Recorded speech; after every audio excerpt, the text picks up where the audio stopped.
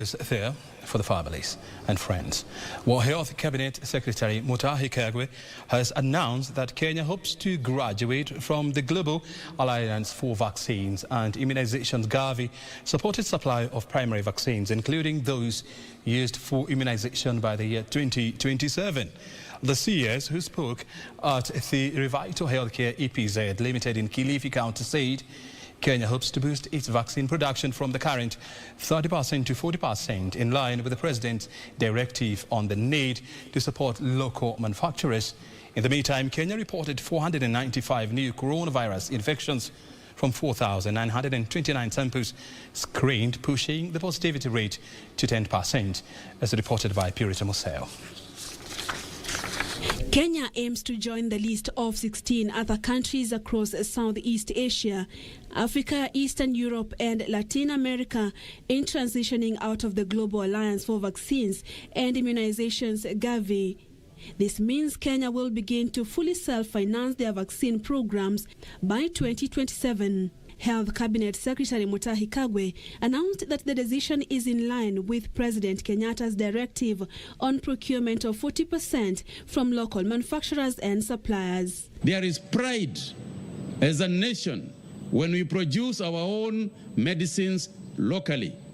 The idea of being blackmailed to be told to do certain things because you don't have your own products is a position, Mr. Chairman, that you are assisting Kenya to get out of.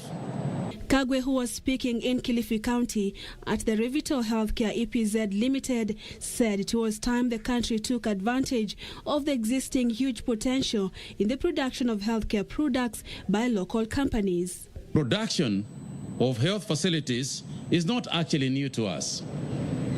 As many of you may be aware, the country already produces veterinary vaccines at the Kenya Veterinary Vaccine Production Institute, KVAVAPI, where we even export livestock vaccines across the region.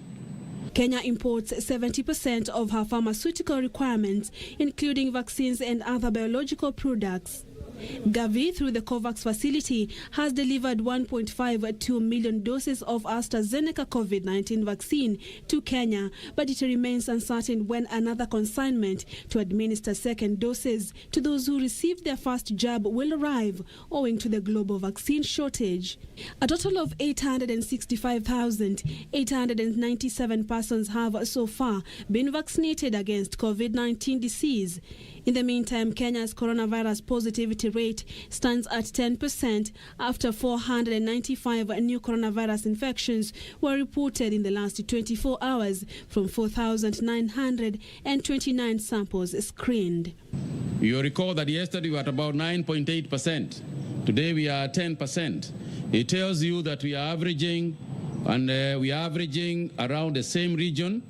And our hope and prayer is that this is where we will stay. And if we stay on this lane because of observing all the measures that we have given, then it is likely that we will go on to open our economy. 19 deaths have been reported during a similar period. 13 occurred on diverse dates within the last 1 month, and 6 are late death reports from facility record audits. This now pushes the cumulative fatalities to 2,707. Purity Museo, Channel 1 News.